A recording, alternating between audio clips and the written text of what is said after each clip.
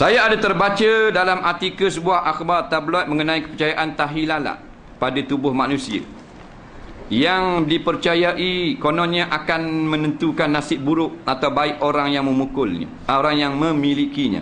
Contohnya, kalau ada tempat tertentu akan mendatangkan kesusahan dalam hidup seperti susah daripada segi rezeki, jodoh dan sebagainya.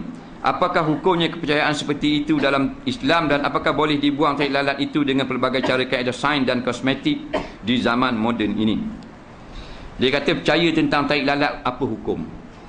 Cerita tentang berkaitnya tahi lalat ini, nasib panjang, umur pendek, gitu begini, senang susah, jodoh adalah karut saja. Nampak? Itu andayang-andayang yang dibuat. Jodoh, nasib kita telah ditentukan oleh Allah sejak azali lagi. Kemudian disuruh para malaikat menulis. Bila kita duduk 4 bulan dalam perut mak, katanya Allah pada malaikat, utub ajalaha, tulis umurnya berapa. Nampak? Wa amalaha, dan bila besar jadi kerja apa. Kemudian celaka ke, bahagia ke, dan seumpamanya. Bukan tahi lalat. Banyak ni dalam artikel sekarang yang kalau kita tak pandai nak tapis, kita terpercaya benda yang tak patut kita percaya. Dia buat andayang saja tak ada masalah, jangan kita pegang sebagai akidah. Hanya kadang-kadang tu kataan lama yang dikutip. Tak ada arah nak buat artikel, buat cerita tahi lalat. Tahi lalat kat ni umur panjang, tahi lalat kat ni umur pendek. Macam-macam kawan tu tengok tahi lalat kat tapak kaki, Allah berat dah umur pendek. Hak nu senang hati atas kura kaki yang kata umur panjang. Bang tak nak bang detail lah. Semua ni tidak menepati sebagaimana yang disebut oleh artikel-artikel yang seumpama seperti ini. Orang dulu-dulu kan kata tak, kalau maknanya kenyik mata kiri apa benda? Kenyik mata ngik mata kiri kenyik. Orang nak bertandang, nak beri tetamu. Kalau gatal tapak kaki, tapak tangan kanan,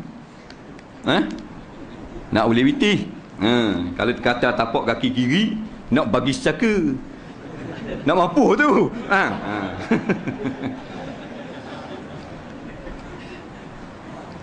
Dalam artikel itu menyatakan dalil daripada ayat Quran, iaitu Tuhan tidak akan mengubah nasib seorang itu, melainkan orang itu sendiri yang mengubahnya. Nasib sendiri. Minta huraian daripada ustaz. Memang sebut dalam Quran, innallaha la yughayyiru ma biqaumin hatta yughayyiru ma bi anfusihim. Bukan masalah nasib. Ayat ini disebut oleh ulama-ulama tafsir, sesungguhnya Allah tidak akan menarik pemberiannya kepada suatu masyarakat, satu orang, satu negeri, melainkan masyarakat telah tidak syukur lagi kepada Allah, maka Tuhan akan tarik balik pada ketika itu. Innallaha la yughayyiru ma biqaumin. Bukan makna Allah tidak akan mengubah nasib satu kaum, kan? Itu salah. Itu tafsiran yang sangat popular tapi salah. Bukan makna Allah tidak akan mengubah nasib. Allah tidak akan menarik balik nikmat yang diberikan kepada satu kaum. Hatta yughayyiru ma bi anfusihim, sampai mereka itu tidak syukur nikmat yang ada pada diri mereka itu. Selama mana penduduk sebuah negara, penduduk sebuah negeri mereka bersyukur kepada Allah, Allah tak akan tarik balik nikmat dia. La in syakartum la azidannakum. Kalau kamu syukur, aku tambah lagi. Wala in kafartum inna azabi lasyadid. Kalau kamu engkar kepada aku, Tuhan akan tarik balik. Sekarang Tuhan tarik balik. Kita pakai engkar kepada Allah, pakai lawan Allah, Tuhan tarik balik. Duk minat menyanyi, minat drama, minat wayang gambar sangat kita ni pagi petang siang malam, Tuhan tarik balik. Banyak dah nikmat. Nikmat ilmu tak ramai dah orang pandai.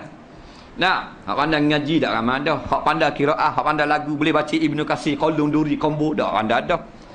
Hak pandai bagi saka, hak pandai falak dan sebagainya tak ada dah. Tuhan tarik balik dah.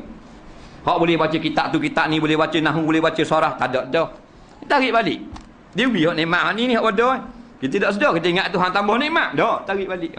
Anak-anak dak hormat orang tua, derhaka pada bapak, dia tarik balik dah. Anak-anak soleh tak ada dah. Tu kata. Jadi kalau penduduk sebuah negara, sebuah negeri, sebuah kampung, mereka itu tetap syukur pada Allah, maka Tuhan tak akan ubah dia menjadi melarat dan seumpamanya. Itu maksud dia. Jadi Tuhan tak mampu nak ubah kita. Tuhan boleh ubah. Cuma kita ni bukan Tuhan, kita adalah hamba Tuhan. Jangan harap-harap saja Tuhan yang mengubah. Kita juga kena berikhtiar daripada susah kepada senang, daripada miskin kepada kaya, daripada sakit kepada sihat. Kerana kita hamba Allah. Bukan Allah hamba kita. Tak, kemudian bila kita telah berikhtiar, tawakal pada Allah. Yang menjayakan semua Allah SWT. Ha.